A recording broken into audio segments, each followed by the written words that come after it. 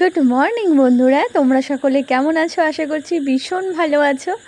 আমরাও খুব ভালো আছি। আমি তমা আবার একটা নতুন ব্লগ ভিডিও নিয়ে তোমাদের মাঝে চলে এলাম। আজকের বারটা রবিবার আর আজকের তারিখটা হলো জুলাইয়ের, আজ হচ্ছে 20 তারিখ। ঘড়ির কাঁটায় বাজে এখন 8:30। আজ অনেক দেরিতেই আমি আমার ব্লগটাও স্টার্ট করলাম এবং আমি ঘুম থেকেও উঠেছি।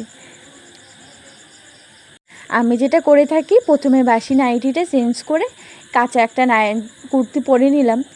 রান্নাঘরে তো বাসন ছিল, সেগুলোকে বের করে ঘরে কিছু বাসন ছিল মেজে এই উপর করে এখন রেখে দিচ্ছি।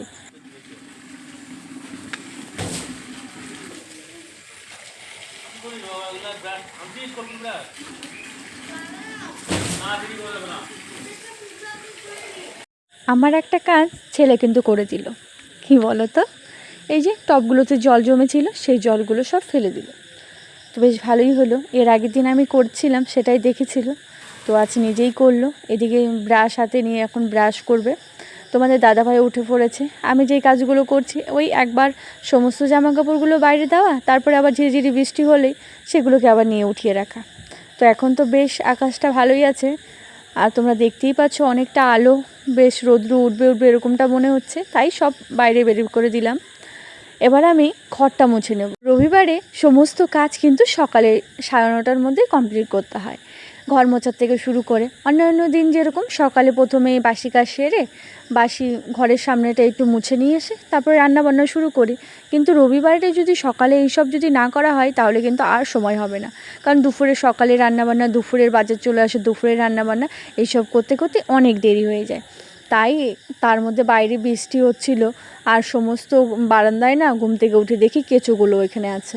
তো ওটা কেমন যেন লাগে, তো সেই কারণে ফিনাল দিয়ে ভালো করে বারান্দা থেকে ঘর সব কিছু মুছে নিলাম।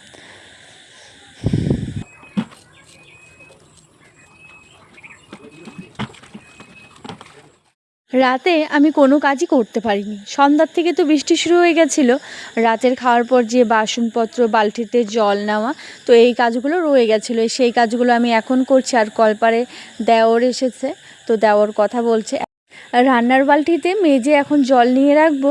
আর এই যে আমি যে জলগুলো ফেলি বিভিন্ন ধোয়া পাকলা, তো সেটাকেও আমি টিনের ওপার দিয়ে ফেলে দিলাম, কারণ ওই পাশে যেহেতু এখন শুধু ফাঁকা মাঠ, কোনো অসুবিধা নেই।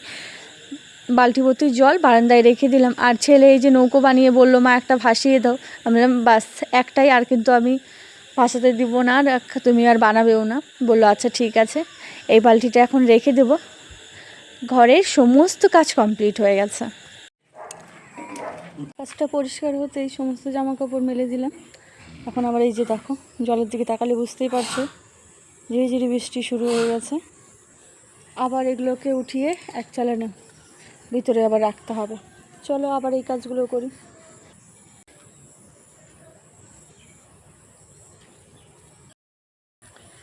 সব জামা কাপড় উঠিয়ে ওই এক চালার ভিতরে আবার রেখে দিলাম। এখন ব্রাশটা করতে হবে।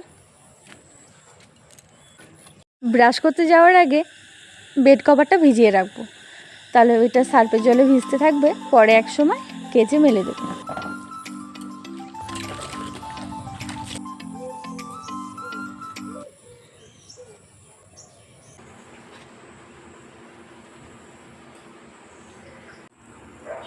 ভাত বসিয়ে দিয়েছি, প্রেশারে বসালাম সিদ্ধ ভাত এখন।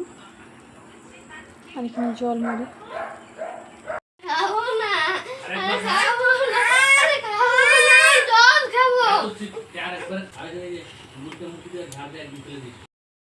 কেন বলো তো টেনে নিয়ে গেল? একজন মুড়ি খাবে, একজন খাবে না। তো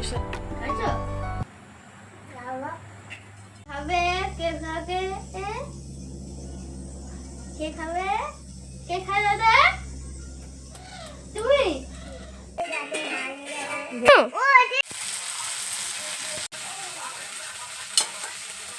সবাই খেলো অল্প অল্প করে, আমার জন্য ওই যে আবার রেখে দিয়েছে।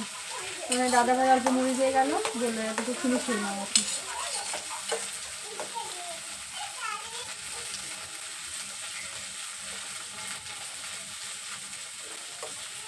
সকালে আজ করেছি প্রেসারে ভেন্ডি সিদ্ধ আর ভাত আলু সিদ্ধ বসিয়ে দিয়েছিলাম, তারপর ভেন্ডি ভেজেছি, কাঁকরোল ভেজেছি আর পাঁপড় ভেজেছি। এই দিয়ে আমাদের সকালের খাওয়া দাওয়াটা করে নেব এখন। আমি খাওয়াই দিচ্ছি, হ্যাঁ আমি খাওয়াই দিচ্ছি। তুই আসলে বস। এই যে ভাত হয়ে গেছে, ভাত নামাবো। এটা কি? এটা হ্যাঁ কি? এটা এটা পনির তরকারি। এটা কি? এটা পনির তরকারি বাবা। এটা কি? এটা আলু, এটা মটরশুঁটি। আরে কি?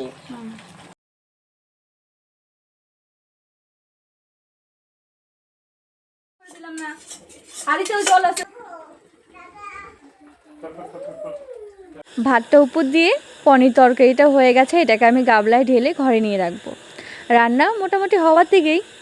আর দেখো রান্নাবান্না শেষে অনেকটা সময় আবার গ্যাপ নিয়েছিলাম, এরই মাঝে আবার ভাস্তি চলে এলো আর বাবু খাচ্ছে। দিদা বড়া পাঠাইছে। হ্যাঁ তাহলে থাক এখানে, একটু না পড়া করে যাবে। না পড়বো, আনছে পড়বো, আজকেই পড়বো, মেহেন্দি আনছে।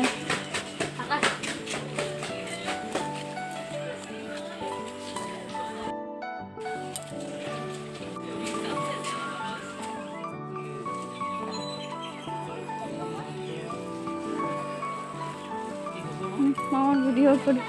কি খাইছো? কি খাইছো?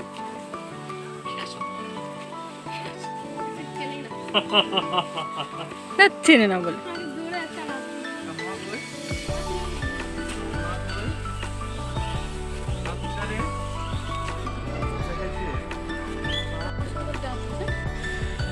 খাবার বেড়ে নিয়েছি, তো এখন খাবারটা খেয়ে নেব। আজকের ব্লগটা আর বেশি বড় করব না, তবে এখনও কিন্তু ভিডিও শেষ হয়নি, তোমরা লাস্ট পর্যন্ত দেখবে, আশা করি ভীষণ ভালো লাগবে।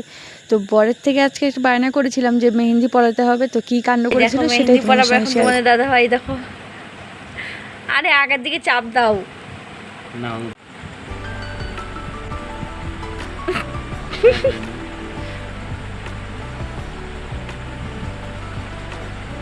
দাঁড়া, হতে গেছি বড় করে।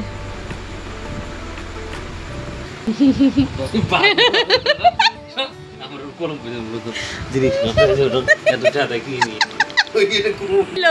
হ্যাঁ